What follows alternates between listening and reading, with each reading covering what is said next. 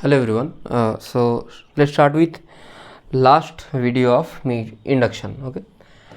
So today we will be studying mutual induction, motional EMF, and these two things. And rest, if there is some like small topic, then that I will also teach. अगर छोटा मोटा कुछ topic होगा तो वो भी पढ़ा दूंगा, लेकिन मेन टॉपिक यही दोनों है. एक है म्यूचुअल इंडक्शन, दूसरा वाला है अच्छा कॉम्बिनेशन ऑफ इंडक्टेंस, वो भी पढ़ाना होगा. तो पहले लिखो म्यूचुअल इंडक्शन. मैं देखता हूँ इसको 1 घंटे के अंदर ख़त्म कर देने का कोशिश करता हूँ. ठीक है. म्यूचुअल इंडक्शन में क्या आएगा, जैसे सेल्फ इंडक्शन में क्या होता था कि हम लोग करंट देते थे. ठीक, अगर करंट देते थे तो वो करंट से अगर उस पर कुछ और ईएमएफ जनरेट होता तो उसको सेल्फ इंडक्शन कह सकते थे. एक एग्जाम्पल के तौर पे ऐसा ले सकते हो कि तुम लोग यहाँ पढ़ने आते हो, मैं कुछ भी मोटिवेशनल बोल देता हूँ कभी कभार. ठीक है, कम ही बोलता हूँ लेकिन कभी कभी बोल देता हूँ. तो उसमें अगर तुम्हारे अंदर कुछ इंड्यूस हुआ, वो होगा सेल्फ इंडक्शन. ठीक है, मैं पढ़ा रहा हूँ, तुम घर जाके उसको तो पढ़ रहे हो, उसके साथ साथ पुराना चीज़ रिवीजन कर रहे हो या कुछ नया चीज़ कर रहे हो. ठीक है, तो वो हुआ सेल्फ इंडक्शन. अब म्यूचुअल इंडक्शन क्या है कि तुम लोगों को मेरे बात पे कोई असर नहीं होता.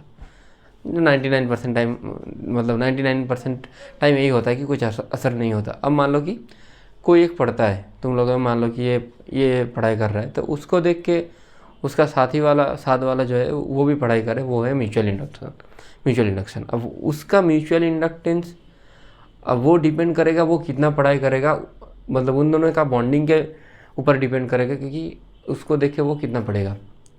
समझ आ रहा है. मान लो मैं इसका आकाश पढ़ाई कर रहा है और आकाश को देख के सूरज यादव जी कितना पढ़ेंगे, वो डिपेंड करेगा कि उन दोनों के बीच में बॉन्डिंग कितना है, मतलब उन दोनों के बीच में म्यूचुअल इंडक्शन कितना होता है. ठीक, जैसे मैं 2 कॉयल लेता हूँ, पहले मैं 2 सोलेनॉइड लेके एग्जांपल लेता हूँ. Let's assume there is 2 coil. एक ऐसा वाला कॉयल है,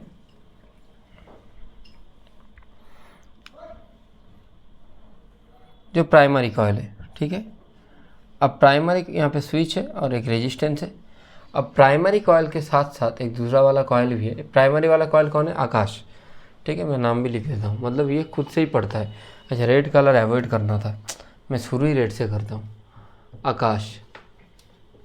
ठीक है, और ये मान लो सूरज जी लगाना होता है क्योंकि मुंगेर का आदमी है, कहीं ठोक ना दे. ठीक है, तो इसके साथ इसको जोड़ देते हैं. ठीक, अब देखो यहाँ पे मैं एम लिख देता हूँ. M is what? Mutual induction यहाँ पे हो रहा है. ठीक है, अब मैं पावर किस पे दे रहा हूँ, मेरा बैटरी किस पे लगा हुआ है? पहले वाले पे. तो पहले वाले पे मैं अगर ईएमएफ बाहर से दे रहा हूँ, उसमें वोल्टेज है, वोल्टेज होगा तो करंट होगा तो मैग्नेटिक फील्ड होगा, तो मैग्नेटिक फील्ड होगा तो ये मैग्नेटिक फील्ड कुछ एक प्रोड्यूस करेगा. और इसका मैग्नेटिक फील्ड कहाँ किसके साथ लिंक होगा? इसके साथ होगा. लिख सकते हो, इसका मैग्नेटिक फील्ड किसके साथ लिंक हो रहा है? ये वाले के साथ. मतलब इसमें तो कुछ है नहीं, इसमें कुछ भी नहीं है, लेकिन इसके चलते इस पर क्या आ रहा है? Magnetic field. ठीक है, मतलब इसको कुछ नहीं पता, ये पढ़ता है, इसको देख के ये पढ़ाई कर रहा है अभी. ठीक, इसको मैं ना तो कुछ बोला हूँ ना तो मैं कुछ बताया हूँ. ये इसको देख के पढ़ता है, इस पर कुछ बाहर से करंट नहीं है. ठीक है, अब ये तो खुद पढ़ रहा है, खुद पढ़ते पढ़ते क्या करेगा? इसको अपोज करेगा. ये चाहेगा कि वो ना पढ़े, ये खुद पढ़ के टॉपर बन जाए. तो म्यूचुअल इंडक्शन में भी ऐसा ही होता है. Effect opposes the cause. ये वाला इफेक्ट है, ये क्या करेगा? ये ऐसा फील्ड प्रोड्यूस करेगा, जो फील्ड इसका जो मतलब कि इसके लिए जो फील्ड है उसको क्या करे? अपोज करे. ये अपने अंदर एक ऐसा फील्ड प्रोड्यूस करेगा जो फील्ड इसका जो भी फील्ड है उसको क्या करे? अपोज करे. ठीक है, जैसे सेल्फ इंडक्शन में भी होता था कि बाहर वाले वोल्टेज को, वो प्रोड्यूस वोल्टेज जो सेल्फ इंडक्शन के लिए आ रहा था -LdI/dt, वो बाहर वाले वोल्टेज को क्या कर रहा था? अपोज कर रहा था. ठीक है, एलआर सर्किट में भी हम लोग देखें, यहाँ भी क्या होता है? सेम ही चीज़ है. ठीक है, अब कुछ स्पेसिफिकेशन लिखो. Let's assume there is n number of turns at this position. n number of turns है और इसका N1 लिखो, इसका φ1 है, फ्लक्स B1 है, एरिया L को L ही लिखो, एरिया को एरिया A लिखो, इसको लिखो N2 φ2 B2 L A। इसको मैं पास ड्राइंग किया हूँ, लेकिन ये कैसे रहता है पता है? ये रहता है ऐसे,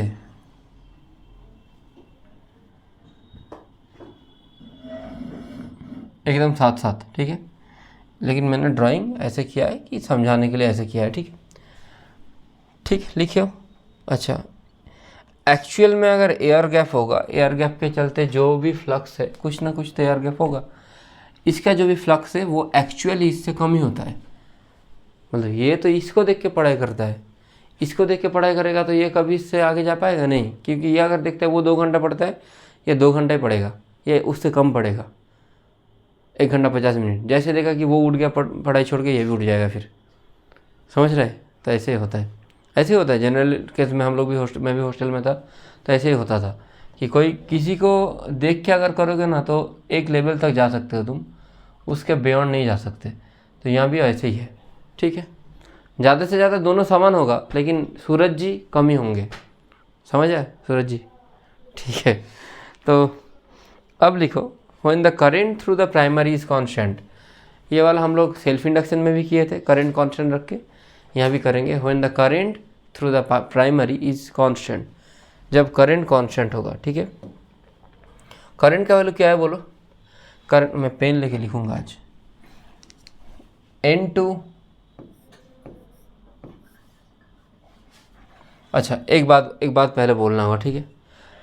दूसरा वाला जो सर्किट है उस पे जो फ्लक्स है, टोटल फ्लक्स कितना होगा? N2 φ2। वो किस पे डिपेंड करेगा? φ1 पे। φ1 किस पे डिपेंड करता है? B1 पे। B1 किस पे डिपेंड करता है? I1 पे, है ना। इसका फ्लक्स किस पे डिपेंड करेगा? इस पे। ये कितना इसको देगा? उस पे, है ना। और इसका अपना फ्लक्स इस पे कितना B है, मतलब कि मैग्नेटिक फील्ड है, उस पर डिपेंड करेगा। उसका मैग्नेटिक फील्ड उस पर कितना करंट जा रहा है, उस पर डिपेंड करेगा, I1 पे। करंट इसका जो बाहर वाला EMF है उस पर डिपेंड करेगा, ठीक है। ये वाला लिखे हो, N2 φ2 depend on φ1, φ1 depend on I1, ठीक है। अब N2 φ2 यानी इसको तुम लोग क्या लिख सकते हो? Phi total is equal to क्या लिख सकते हो? जैसे सेल्फ इंडक्शन वाला वीडियो जो लोग नहीं देखे हो देख लेना एक बार, वहाँ पे क्या लिख रहे थे? N2 φ2 is equal to LI। यहाँ पे क्या लिखेंगे? मुंबई इंडियंस, MI, ठीक है। N2 φ2 इज इक्वल टू क्या लिखेंगे? MI। आई जैसे वहाँ पे क्यों, कैसे आ रहा है, अब इसको भी बोलना होगा। देखो कैसे आ रहा है, मैंने अभी बताया कि जो N2 φ2 है किसके साथ प्रोपोर्शनल है? I1 के साथ। अभी इधर बताया, तो प्रोपोर्शनल साइन को हटाओ तो क्या आएगा बोलो? कांस्टेंट आएगा। वो वाला कांस्टेंट क्या है? म्यूचुअल इंडक्टेंस, ठीक है। और M is the mutual inductance of the circuit and unit and dimension of M is same as L।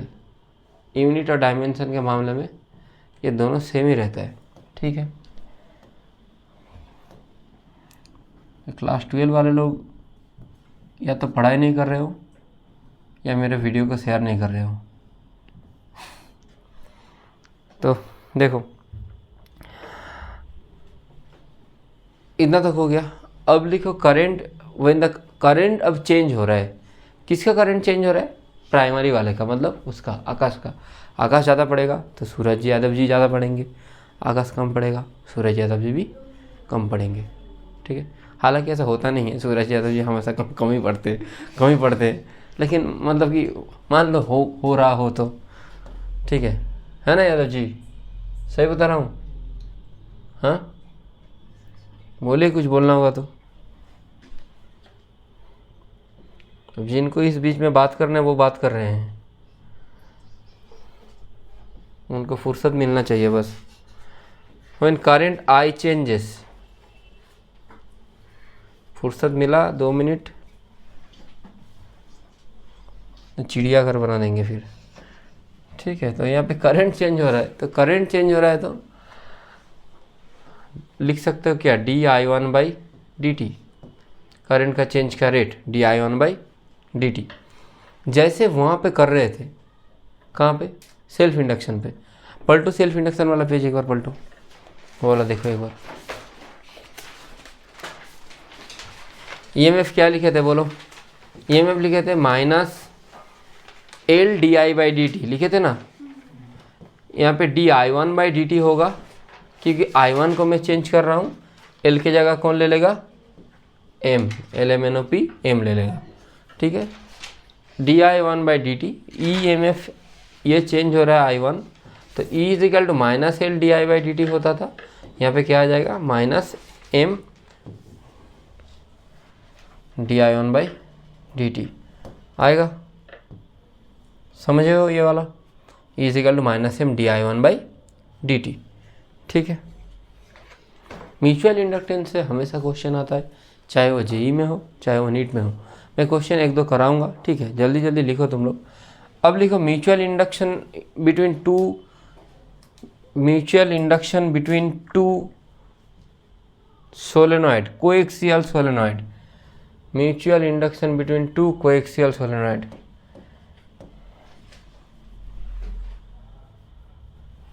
फिर से वही कलर ले लेता हूँ, म्यूचुअल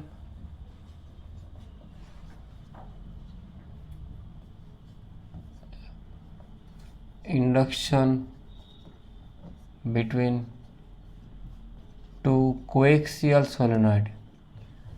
मैं इतना रेड से लिखता हूँ, लोग मेरे को लेफ्टी समझेंगे कि ये CPIM को सपोर्ट करता होगा।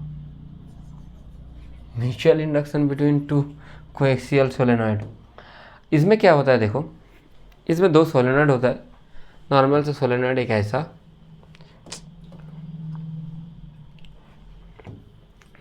दीदी वाला कलर में थोड़ा लिख लेते हैं, ठीक है। इसके साथ दीदी के साथ इसको रखते हैं लेफ्ट को, तब मज़ा आएगा। नहीं इसको नहीं रखेंगे, इसके साथ इसको ऑरेंज को रखते हैं फिर, है ना। ये वाला कलर है ना ऑरेंज, बताओ।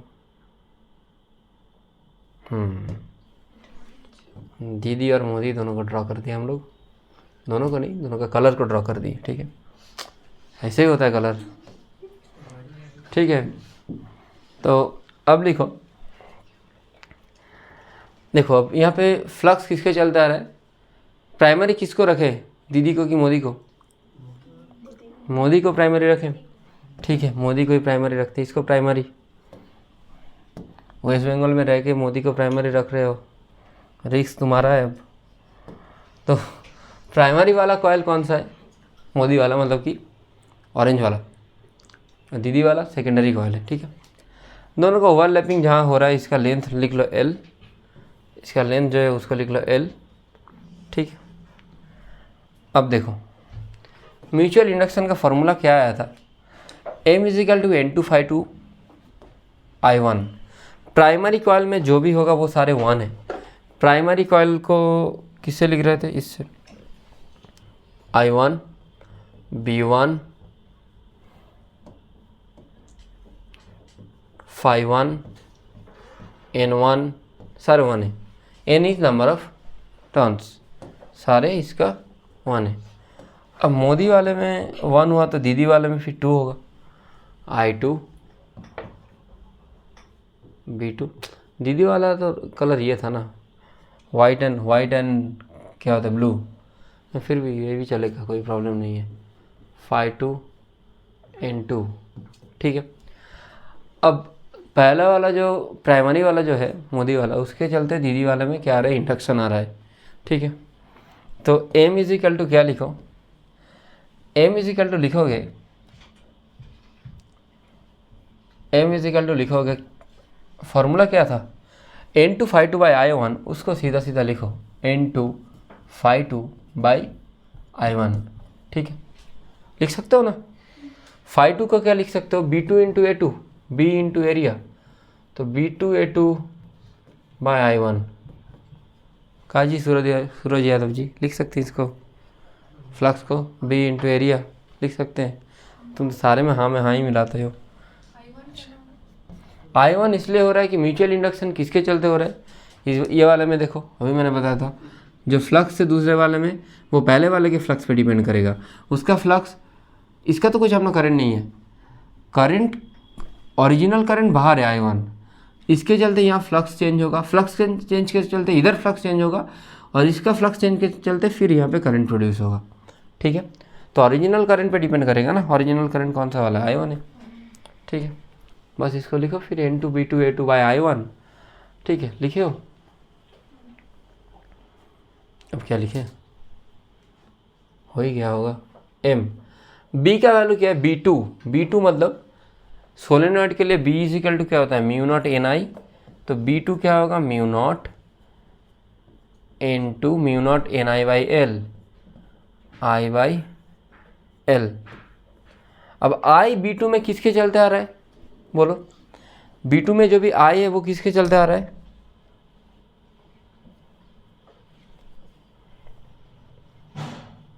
देख लो एक बार आ रहा है कि नहीं सही। B2 में जो भी करंट है, B2 में जो भी फील्ड है, एक बार देखो, B2 में जो भी फील्ड है वो किसके चलते आ रहा है, 1 के चलते।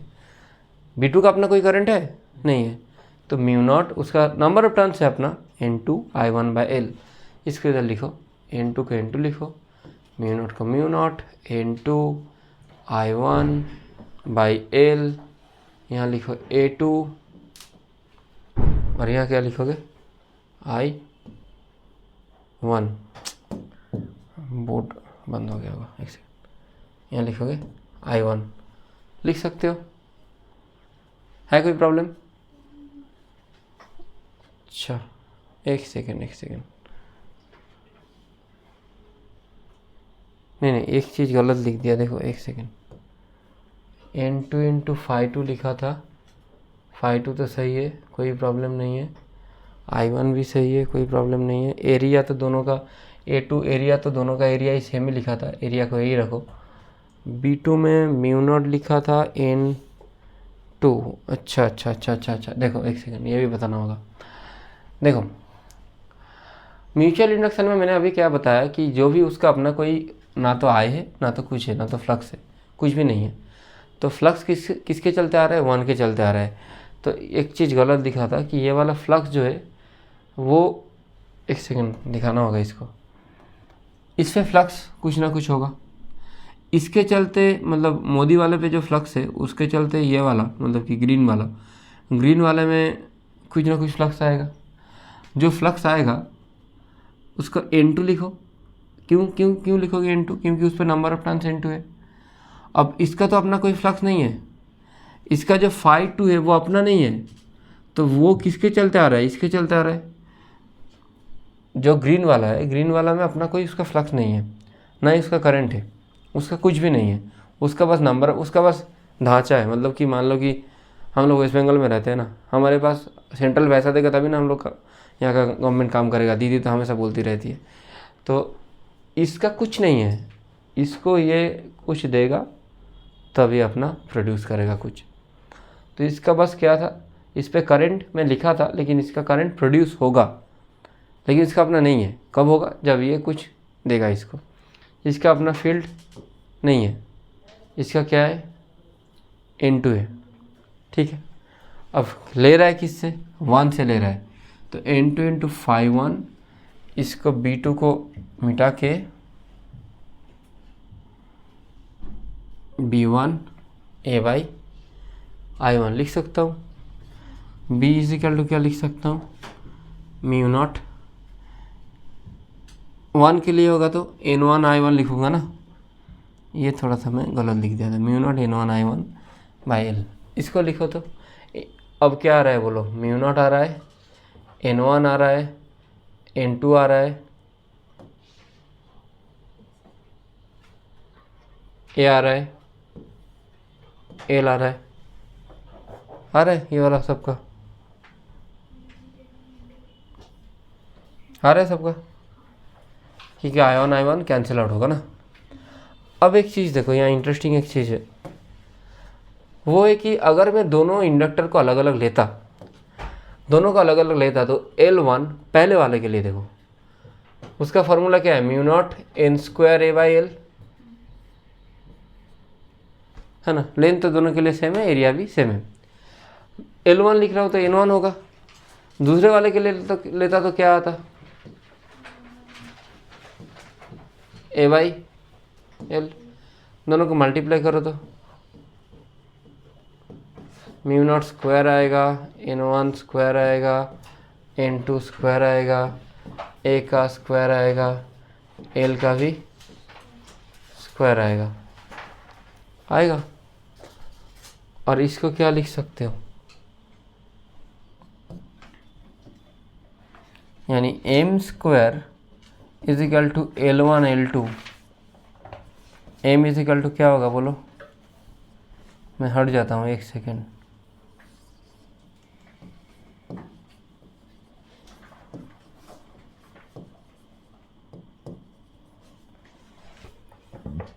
एक सेकेंड में हट जाता हूँ।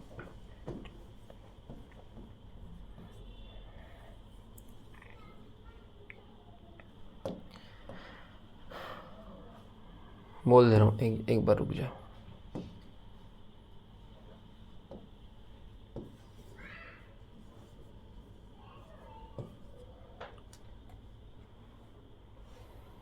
ठीक, तो क्या है कि m is equal to root over L1 L2 क्या आ रहा है, m स्क्वायर आ रहा है।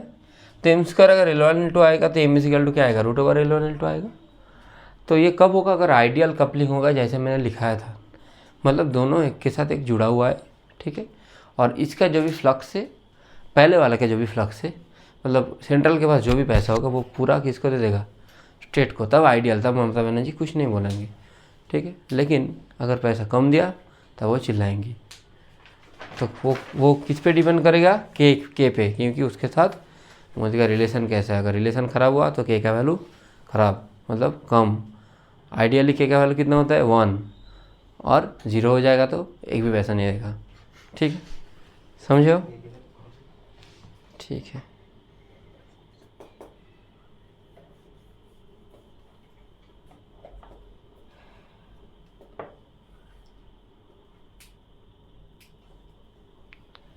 एक second,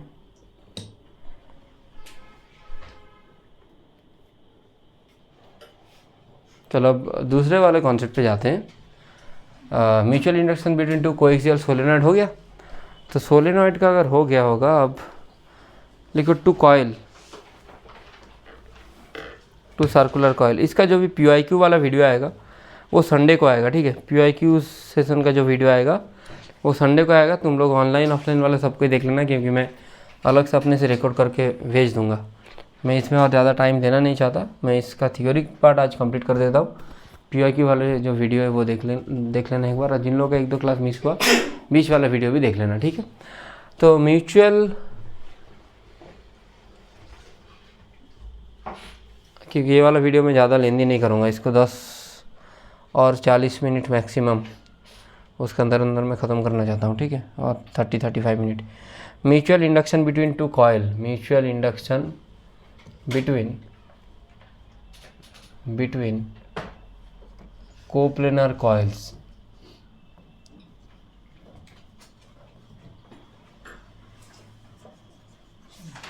mutual induction between two coplanar coil. तो 2 कोप्लेनर कॉइल है मान लो, मैं बताता हूँ कि कैसे आता है, ठीक है। ये इंपॉर्टेंट है, PYQ जैसा ही क्वेश्चन है।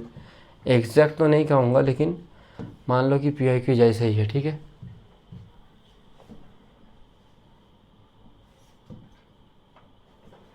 दो कॉइल है, अब बीच वाला जो कॉइल है इसमें करंट है, कितना करंट है, I। बाहर वाले में नहीं है,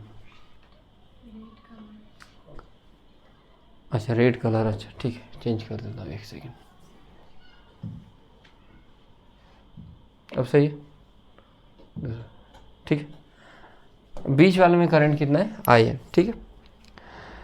बाहर वाले में नंबर ऑफ टर्न्स कितना है, इसमें N1 है। नहीं, अंदर वाले में करंट नहीं था, मैं गलत बोला हूँ। बाहर वाले में अरे यार,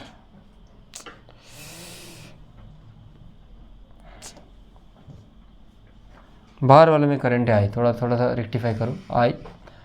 इसका कॉयल है N1, इसका N2, इसका रेडियस है R2 और बाहर वाले का रेडियस है कितना R1। देखो अब बाहर वाले में जैसे करंट है तो उसके लिए अंदर वाले में कुछ इंड्यूस होना चाहिए, तो उसके लिए म्यूचुअल इंडक्शन निकालने के लिए बोला गया होगा। तो म्यूचुअल इंडक्शन का फार्मूला क्या होता है, अभी मैंने लिखा था इससे, M = N2 ∅1/I1। ठीक है, N2 को सीधा सीधा लिखो, M की जगह में M लिखो, तुम लोग बनाओ, खुद से बनाओ, कोशिश करो बनाने का। N2 उसके बाद क्या लिखना है, ∅1/I1। ∅1 को क्या लिखोगे बोलो। देखो अब यहाँ पे प्रॉब्लम क्या है, ये वाले में दोनों का एरिया सेम था, मतलब दोनों एक साथ एकदम कपल्ड थे। यहाँ पे बाहर वाले में तो है लेकिन कॉमन एरिया कौन सा है, छोटा वाला एरिया है ना। बाहर वाले में जो भी फ्लक्स होगा सारा का सारा क्या उस पर इंटीग्रेट, मतलब कि उस पर आएगा, नहीं आएगा। क्यों नहीं आएगा, हम लोगों ने वो देखा था induction of electric field at inner point, at surface, outer point. तो इनर पॉइंट के लिए कहाँ आएगा, बस इतना ही सरफेस पे आएगा। ये वाला पॉइंट तो आउटसाइड का पॉइंट है, इसके लिए नहीं आएगा, बस किसके लिए आएगा, ओनली दिस वन।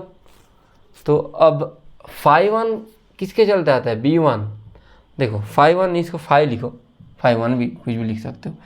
अब इस पे जो भी फ्लक्स है दूसरे वाले में जो भी फ्लक्स है वो किसके चलते आ रहा है, पहले वाले के चलते। पहले वाले के किसके चलते, पहले वाले का मैग्नेटिक फील्ड इसके पास नहीं है। फ्लक्स मतलब क्या होता है, मैग्नेटिक फील्ड इनटू एरिया। इसके पास है करंट, नहीं है। मैग्नेटिक फील्ड होगा, नहीं है। किसके पास है मैग्नेटिक फील्ड, इसके पास है, पर इसके पास एरिया है। तो एरिया कितना एरिया होगा, A2। अब तुम लोग बोलोगे सर यहाँ पे A किया था क्योंकि दोनों का एरिया क्या लिया था, सेम। तो A2/I1 होगा, लिख सकते हो। अब B1 = क्या है, B1 मतलब लूप के लिए क्या आता है बोलो, μ0I/2R, है ना। कोई भी लूप है तो उसके लिए क्या आता है, कोई भी लूप के अंदर कोई पॉइंट होगा तो उसके लिए क्या आता है, μ0I/2R आता है। फील्ड का फॉर्मूला, मैग्नेटिक फील्ड भूल गए होगे सब। तो μ0I/2R, I के जगह में क्या आएगा बोलो, I मतलब इसका अपना करंट कितना है, I है, या I1 मान लो, I1 है, तो μ0I1/2R, R मतलब इसका अपना रेडियस कितना है बोलो, 2R1 होगा, लिख सकते हो 2R1। और ऑलरेडी एक I1 था, I1 कैंसिल होगा, एक बार देख लो पहले। तो N2 A2/2R1। A2 मतलब एरिया को क्या लिख सकते हो, अंदर वाले एरिया को πr²। तो M का वैल्यू आएगा N2 πr²/2R1, यार है। अच्छा एक चीज़ देखो, B1 मतलब क्या आता है, μ0I/2R। एक कॉयल के लिए n नंबर ऑफ कॉयल होगा तो μ0NI/2R। नहीं समझ आ रहा है, B1 किसके लिए आ रहा है, बाहर वाले के लिए आ रहा है। उसके लिए फॉर्मूला क्या लिखा था, कोई भी कॉयल होगा तो अंदर, मतलब कि यहाँ पे अगर मैग्नेटिक फील्ड पूछा गया कितना होता है, n नंबर ऑफ कॉयल के लिए NI/2R। अब इस पे कॉयल नंबर कितना है, N1, तो यहाँ क्या मल्टीप्लाई होगा, N1, यहाँ पे भी, तो N1 × πr²/2R1। ठीक है, एक μ0 भी था शायद, वो लिखना भूल गया, μ0 को भी लिखो इधर। तो μ0 N1 × πr²/2R1 आएगा। ठीक है, अगर ये वाला आया तो इससे क्या कंक्लूजन निकाल सकते हो कि mutual induction is proportional to inner area और आउटर का क्या, लेंथ, वो भी इफेक्टिव। मतलब देखो μ0 N1 × कॉन्स्टेंट है, M प्रोपोर्शनल टू एरिया, कौन सा एरिया, ये वाला, और 2R1 कौन सा वाला है, 2R1, ये वाला है 2R1। तो आउटर लेंथ और इनर एरिया, समझे हो। तो M प्रोपोर्शनल टू क्या आ रहा है, और एक बार मैं सही से लिख देता हूँ, M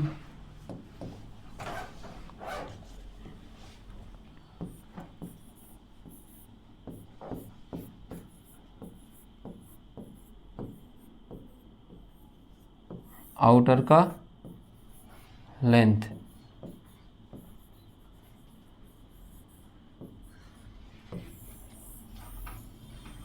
देखो समझो, हाँ इसका क्वेश्चन मैं और कराऊंगा तब और समझ आएगा। ठीक है, डन। इसको भी मैं थोड़ा अच्छे से कर देता हूँ।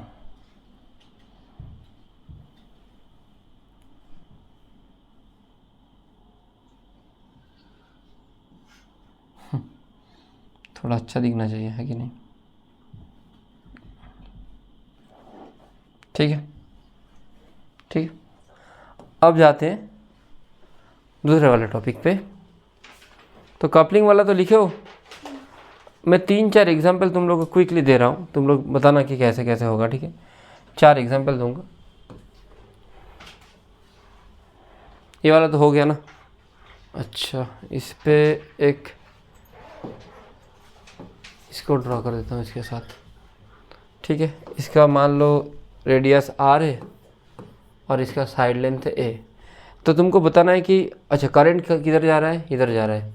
तुमको बताना है कि म्यूचुअल इंडक्शन क्या होगा। फार्मूला तुम लोग को पता है कि प्रोपोर्शनल साइन लिख सकते हो ना, एम लिख सकते हो। कैसे करोगे बोलो? देखो, एक तो करने का तरीका यह है कि M is equal to mu naught N1 N2 pi R square by 2R1, inner area outer length. तो अगर क्वेश्चन में ऐसा कुछ ऑप्शन दिया हुआ है, आर स्क्वायर ऊपर और नीचे कितना लेंथ कितना है ए और ये आर स्क्वायर, तो सीधा उसको टिक कर देना है।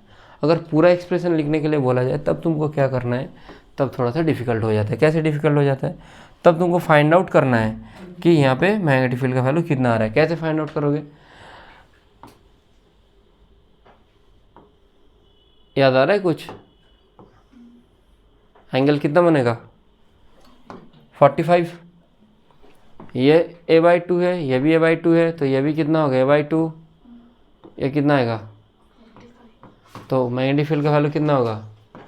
म्यू नॉट बाई 4 पाई, बोलो, I/R साइन θ1 यानी साइन 45 प्लस साइन 45। आर की जगह में क्या आएगा बोलो? a/2 perpendicular distance. ये बी आ गया। अब बी आ गया तो तुम लोग को बस करना क्या है, N2B1 A2 बाई I1, है ना। M is equal to N2, B को बी लिखो, N2B A2 by A1। N2 तुम लोग को पता है कितना है। अच्छा, अगर एक कॉइल के लिए इतना होगा तो n नंबर ऑफ कॉइल के लिए कितना होगा? N1 मल्टीप्लाई कर दो इसके साथ, है ना। तो N2 के जगह में N2 लिखो, म्यू नॉट बाई 4 पाई, वैसे ही लिखो, 2I बाई ए लिख दो, इसको 2 को ऊपर लेके जाओ उसको। साइन 45 प्लस साइन 45 1/√2 1/√2 √2 आएगा। फिर इंटू N1 लिखो ऐसे ही, तो B लिख दिया, N2 लिख दिया। एरिया का वैल्यू कितना होगा? पाई आर स्क्वायर, है ना, कॉमन एरिया।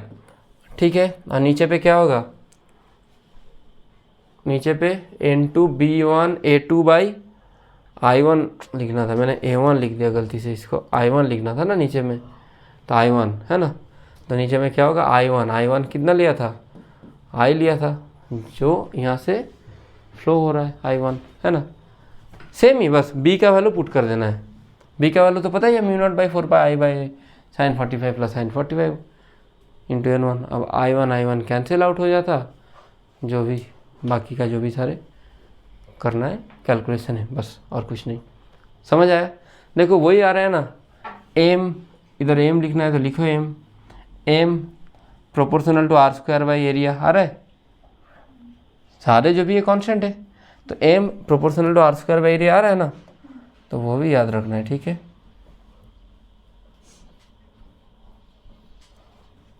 ठीक है, ठीक है, समझो। चलो अब ऐसा वाला तो हो जाएगा। अब लिखो कुछ कपलिंग फैशन थोड़ा सा लिख देते हैं। ठीक है, जैसे कि अगर कपलिंग ऐसा होगा, एक ऐसा है, सॉरी, दूसरा ऐसा है, एकदम जुड़ा हुआ, तो के का वैल्यू कितना होगा, कपलिंग फैक्टर का वैल्यू 1। मान लो अगर ऐसा है, बीच में AR गैप है, AR गैप GAP, और दूसरा वाला ऐसा है, तब यहाँ पे के का वैल्यू कितना होगा, 1 से छोटा। अगर ऐसा होगा एक, और दूसरा थोड़ा सा अलग फैशन का, तो इसका देखो फील्ड ऐसे जा रहा है, इसके साथ इंटरेक्शन होगा, नहीं होगा, तो नहीं होगा तो के का वैल्यू कितना होगा, 0। फॉर परपेंडिकुलर कॉइल के वैल्यू इज 0। ठीक है, के का वैल्यू 0 होगा तो एम का वैल्यू भी कितना होगा, 0 होगा। ठीक है, और इसके इस टाइम में क्या होगा, एम इज इक्वल टू के L1, और इधर क्या होगा, M is equal to only L1 L2, क्योंकि के का वैल्यू कितना है, हाँ 1 है। ठीक है,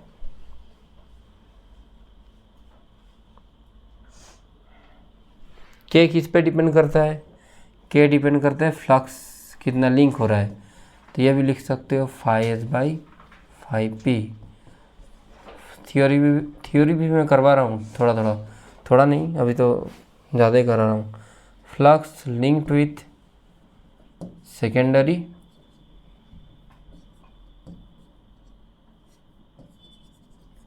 divided by flux linked with primary. ठीक है, अगर दोनों इक्वल हो जाएगा तब कोई प्रॉब्लम नहीं, तो उसको 1 लिख देना।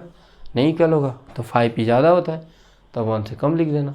ठीक है, के का वैल्यू डिपेंड करेगा कि इन दोनों के बीच फ्लक्स कितना आ रहा है। मान लो इधर फ्लक्स 100 है, इधर 80 है, तो के का वैल्यू लेस देन 1 होगा। दोनों अगर 100 होगा तो के का वैल्यू 1 हो जाएगा। अगर एक में 100 है, दूसरे में कुछ नहीं है, तो 0 आ जाएगा। ठीक है, कपलिंग फैक्टर कुछ चीज़ों पे डिपेंड करता है। मैं एक बार बोल देता हूँ, लिख लेना। नंबर ऑफ टर्न्स N1 पे डिपेंड करेगा, N2 पे डिपेंड करेगा, L1 पे डिपेंड करेगा, L2 पे डिपेंड करेगा। अभी मैंने प्रूफ किया। म्यू पे डिपेंड कर रहा था, है ना। Distance between the two coil, ये अगर बढ़ेगा तो एम क्या होगा, घटेगा। ये भी लिख देता हूँ, डिस्टेंस बढ़ेगा तो के का वैल्यू घटेगा, के घटेगा तो एम भी घटेगा। ठीक है, हाँ, ओरिएंटेशन पे डिपेंड कर रहा है। ओरिएंटेशन पे के भी डिपेंड करता है, एम भी डिपेंड कर रहा है कि कैसे रखा हूँ। ठीक है, और के पे तो डिपेंड करेगा ही करेगा। ठीक है, इतना तक समझे हो, लिख लो एक बार। अभी बाकी रहा बस इसका कौन सा वाला फार्मूला, इसका सीरीज पैरेलल और मोशनल ईएमएफ, दोनों में करा दूंगा। कितना टाइम बचा है, अभी भी बचा हुआ है ना, कुछ 20 मिनट बचा हुआ है। डिपेंड ऑन डिस्टेंस बढ़ेगा, के का वैल्यू घटेगा, एम घटेगा। Orientation, distance orientation N1 N2 L1 L2। ठीक है, बस ये सभी।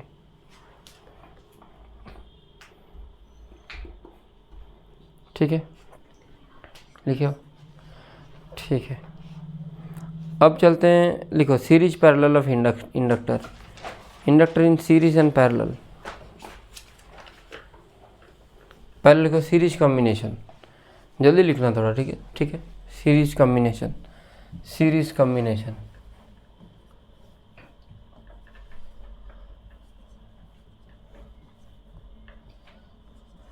बोर्ड्स में तो इतना डिटेल, मतलब इससे भी थोड़ा मैं डिटेल कराऊंगा शायद, और एक लेक्चर लग जाए, पता नहीं, खींचते ही जा रहा हूँ थोड़ा। सीरीज कॉम्बिनेशन में क्या है, सीरीज कॉम्बिनेशन में क्या आता है कि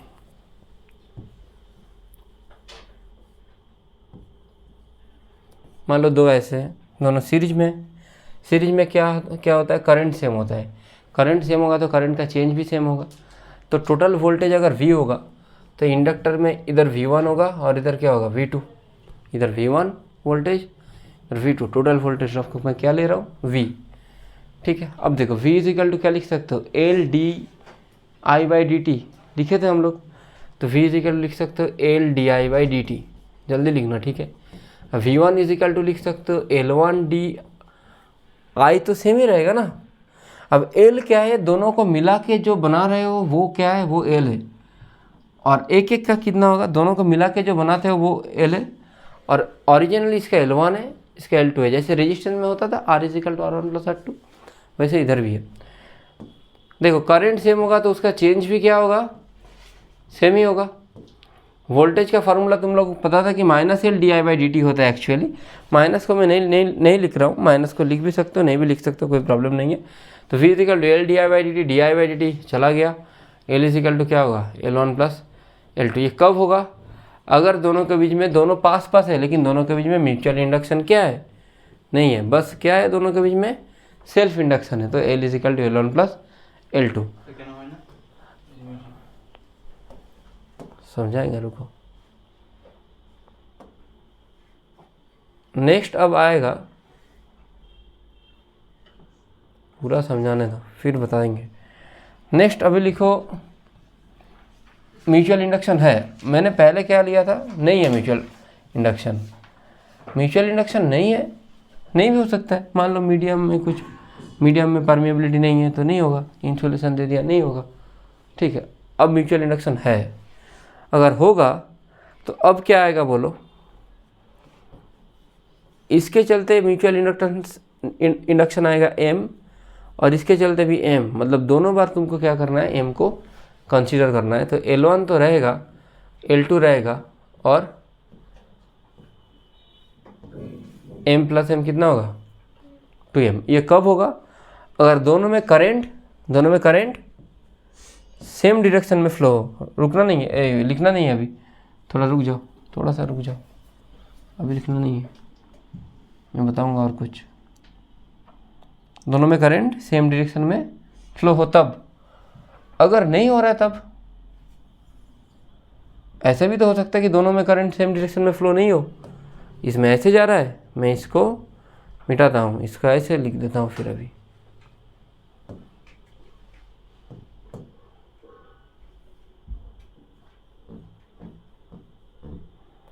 अब इस पे करंट तो ऐसे जा रहा है, लेकिन इस पे करंट कैसे जा रहा है, आके उल्टा जा रहा है ना। इस पे ऐसे जा रहा है करंट, लेकिन इस पे ऐसे जा रहा है। तब इन दोनों का जो म्यूचुअल इंडक्शन है वो उसका सेल्फ इंडक्शन को अपोज करेगा। सेम डायरेक्शन में होता तो प्लस होता, लेकिन अभी ये क्या कर रहा है, ये अपोज करेगा। तो L1 प्लस L2 तो रहेगा, लेकिन यहाँ पे क्या आ जाएगा, माइनस 2M। ठीक है, अब लिखो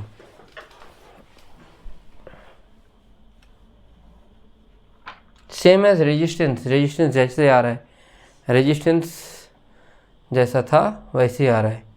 ठीक है, LR सर्किट वाला वीडियो जिन लोग नहीं देखे वो वाला देख लेना, क्योंकि मैं जो PYQ कराऊंगा वहाँ पे LR सर्किट रहेगा, और LR सर्किट बहुत इंपॉर्टेंट है।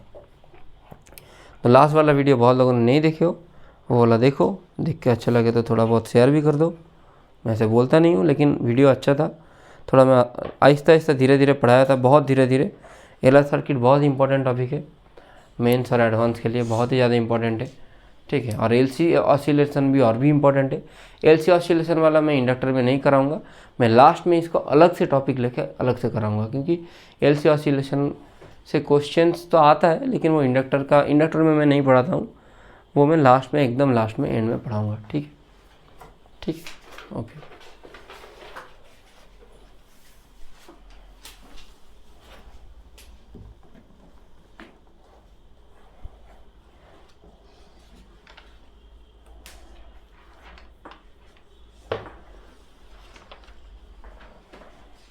लिखो, अब लिखो इंडक्टर इन पैरेलल।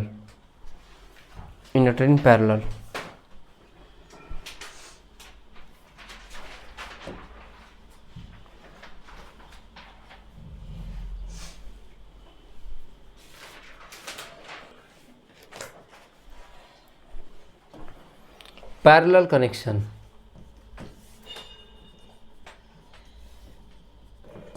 देखो पैरेलल में कैसा होता है, सेम एज रेजिस्टेंस जब तक वहाँ पे म्यूचुअल इंडक्शन नहीं हो, सेम एज रेजिस्टेंस जब तक वहाँ पे म्यूचुअल इंडक्शन नहीं हो। ठीक है, मैं समझाता हूँ। लेट्स से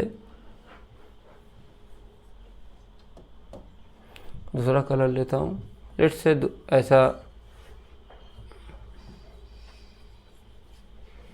दो क्या क्या बोले इसको, इंडक्टर है, इसका L1 है, इसका L2 है। तो अगर इसका L1 इसका L2 होगा, सीधा सीधा लिखो V इज इक्वल टू क्या आता है 1/L is equal to 1/L1 plus 1/L2। अरे यार 1/L2, तो L कितना आएगा L1 L2/L1 प्लस L2। लेकिन अगर इसमें म्यूचुअल इंडक्शन में डाल दूँ, ठीक है, तो उसके लिए क्या होगा, जो होगा मैं उसका सीधा फार्मूला ही लिखूँगा, ठीक है, क्योंकि अगर किसी को चाहिए होगा ये अलग से तो मेरे को बोलना, मैं टेलीग्राम में इसका प्रूफ भेज दूँगा खुद से करके, ठीक है। उसका फार्मूला लिखना ही काफ़ी है, इधर भी m है इधर भी m है।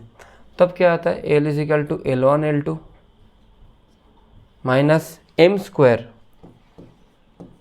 By L1 plus L2 minus 2m। एक ही बार क्वेश्चन देखा था यहाँ से, बाकी मैं क्वेश्चन देखा नहीं हूँ, तो एक बार फार्मूला बस याद रख लो, इतना ही काफ़ी है, ठीक है। फार्मूला याद कर लो तो वो भी काफ़ी है।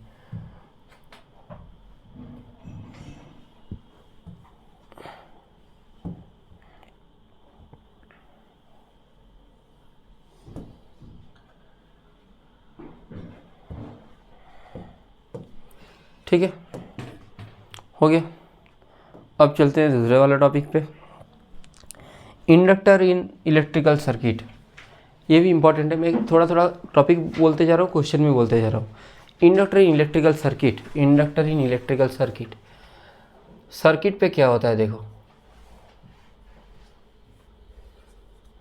अगर बोला कहीं पे di/dt that is current in the inductor is increasing, मतलब उसका वोल्टेज क्या होगा, नेगेटिव। क्यों नेगेटिव होगा, क्योंकि v इज इक्वल टू क्या आता है -L di/dt। अब di/dt अगर इंक्रीजिंग होगा तो पॉजिटिव होगा, और यहाँ माइनस है एक, तो टोटल वैल्यू क्या आना चाहिए माइनस। अगर कहीं पे बोला गया di/dt, मैं क्वेश्चन दिखाता हूँ, नेगेटिव यानी डिक्रीज हो रहा है, तब v क्या होगा पॉजिटिव, क्योंकि तुम लोगों को पता है कि इफेक्ट ऑपोजिट द कॉज, बढ़ेगा तो ये घटाएगा तो नेगेटिव होगा, ये कमेगा तो ये इसको बढ़ाएगा, ठीक है। एक क्वेश्चन से समझते हैं इसको। एक सर्किट दिया हुआ है, इलेक्ट्रिकल सर्किट है, छोटा सा सर्किट है,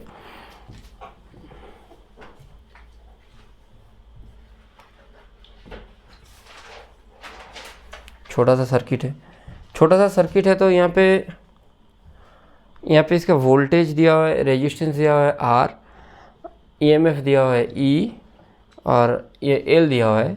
given is R is equal to 2 ohm, this one is 2 ohm, ठीक है, ये दिया हुआ है। और क्या दिया हुआ है, EMF इज 24 वोल्ट, यह भी गिवन है, ठीक है। रिस्पॉन्स नहीं ले रहा है भाई, 24 वोल्ट, ठीक है। और करंट 10 एम्पियर जा रहा है, ये भी गिवन है 10 एम्पियर, ठीक है। और di/dt इज डिक्रीजिंग, लिया है di/dt is decreasing at the rate of 0.5 ampere per second. You need to find out the voltage drop between M and N। M और N के बीच में वोल्टेज ड्रॉप तुमको फाइंड आउट करना है, M and N, ठीक है। Question समझो, अब क्वेश्चन को करते हैं। देखो मैं VM लिखता हूँ, M का पोटेंशियल, M से जा रहा हूँ, KCL क्या कहता है कि मैं जिधर जा रहा हूँ उधर करंट होगा तो वोल्टेज ड्रॉप क्या होगा -IR। तो -IR मतलब -10 इंटू R कितना है 2 है। अब जा रहा हूँ EMF पे नेगेटिव से होकर पॉजिटिव पे जा रहा हूँ, मतलब +24 होगा।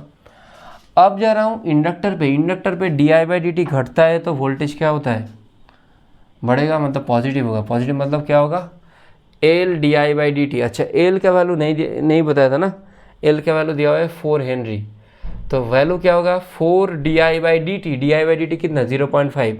यहाँ नेगेटिव नहीं बिठाना, सीधा सीधा लिख देना, यहाँ नेगेटिव नहीं बिठाना है, सीधा सीधा क्या करना है लिख देना है। मैं कहाँ तक गया n तक, तो इज इक्वल टू क्या लिखोगे Vn, Vm -IR, माइनस से होकर प्लस में जा रहा हूँ प्लस, फिर इधर ये घट रहा है तो ये बढ़ेगा, मतलब ये पॉजिटिव वोल्टेज देगा, तो L di/dt 4 × 0.5 डन। कितना आ रहा है बोलो, Vm को Vm रहना दो, n को इधर लेके आ जाओ, 10 -10 इंटू 2 20, 20 -20 प्लस 4 4, 4 प्लस 2 6, 6 को उधर लेके जाओ तो कितना रहे -6 वोल्ट, या VN माइनस VM लिखो तो वो क्या आएगा 6 वोल्ट आएगा। ठीक है, समझियो। ठीक है, आसान है, टफ है नहीं है। मोशनल EMF शायद और एक लेक्चर लगेगा। ठीक है, मैं ज़्यादा जल्दी नहीं करना चाहता, मैं थोड़ा एकदम डिटेल करा रहा हूँ। ठीक है, और एक लेक्चर लगेगा। Growth and DK of current मैंने बताया था, तो और एक क्वेश्चन मैं दे रहा हूँ तुम लोगों को, इसको होमवर्क में एक बार ट्राई कर लेना। ठीक है, ओके, या अभी भी कर सकते हो, बहुत आसान सा क्वेश्चन, मैं उसका आंसर बोल दूंगा। क्वेश्चन पिछले वाला क्वेश्चन हो गया सबका। क्वेश्चन ऐसा है कि हाँ 6 वोल्ट आ रहा था। ठीक है,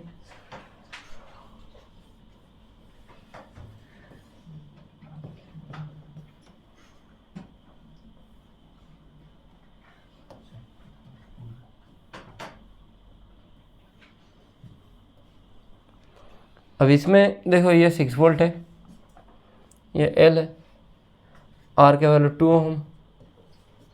ठीक है, and the current is increasing, current कितना है 1.5 एम्पियर। करंट का इंक्रीज रेट दिया हुआ है di/dt, ये गिवन है, कितना है di/dt, 10⁻³ एम्पियर पर सेकेंड, ये गिवन है। ठीक है, you need to find out L, क्या फाइंड आउट करना है L, बहुत आसान है। टोटल लूप में क्या होता है वोल्टेज 0। सीधा सीधा देखो, मैं इधर से स्टार्ट कर रहा हूँ, 6 नेगेटिव से पॉजिटिव में जा रहा हूँ 6, फिर इधर जा रहा हूँ ना, क्या फार्मूला होता है L di/dt, बढ़ रहा है तो ये क्या होगा माइनस होगा, di/dt की जगह मैं क्या लिखूँगा 10⁻³। फिर करंट जिधर जा रहा है मैं भी ऐसे ही जा रहा हूँ, करंट भी ऐसे ही जा रहा है, तो -IR 1.5 इंटू कितना होगा 2 इजिकल टू क्या है 0, क्योंकि टोटल वोल्टेज EMF इन सर्किट यहाँ से स्टार्ट करके यहाँ आऊँगा तो कितना होगा 0 होगा, है ना, यही होता है, यही तो KVL है। तो 6 - 3 कितना आएगा 3 को उधर लेके जाओ, 10⁻³ इंटू L इजिकल टू क्या आ रहा है बोलो 3 आ रहा है। L का वैल्यू कितना आ रहा है 3/10⁻³, यानी 3/10⁻³ मतलब 3 इंटू 10⁻³ हेनरी में यूनिट आता है इसका, तो अल्टीमेटली क्या आएगा 3 मिली हेनरी। इतना आसान छोटा सा बच्चा सा क्वेश्चन था, सूरज यादव जी जैसा, तो 3 इमेज आ गया। हाँ यादव जी, अभी जैसा क्वेश्चन है। ठीक है, कॉन्सेप्ट होगा तो कर ही लोगे, क्या ही प्रॉब्लम है। ठीक है, अब थोड़ा सा एक क्वेश्चन दूँ होमवर्क के लिए,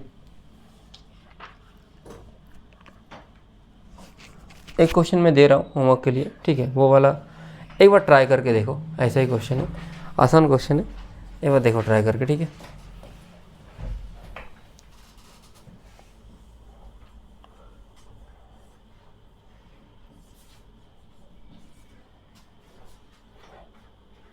इसको मैं इस यहाँ पे 3 क्वेश्चन देता हूँ एक साथ।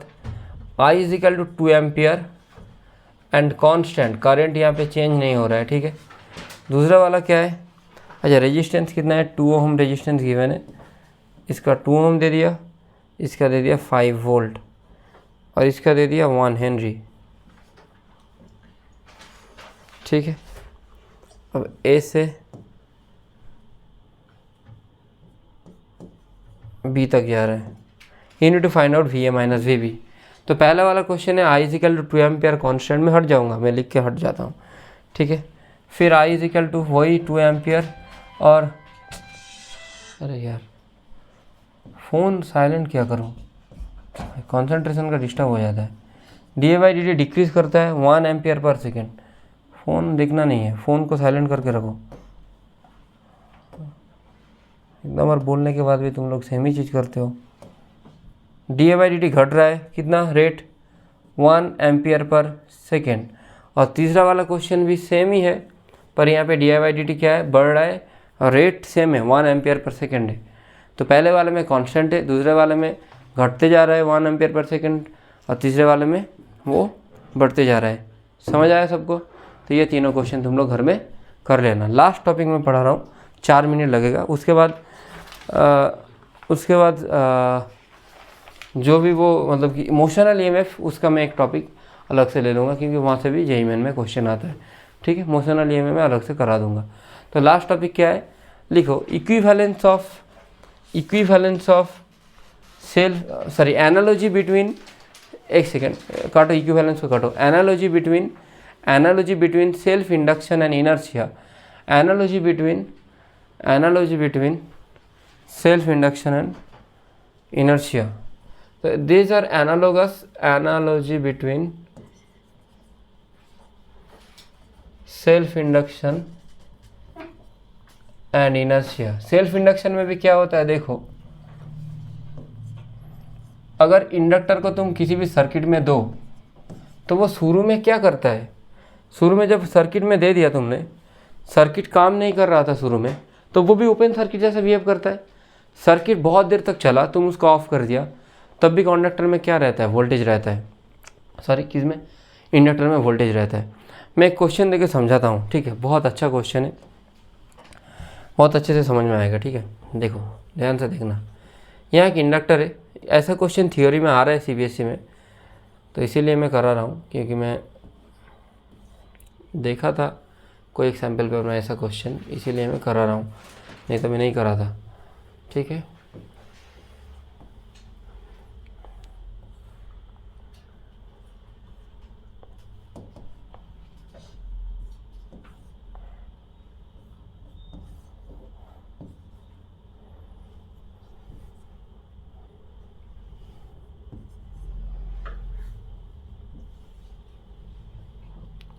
दो बल्ब है, एक है V1 एक है V2।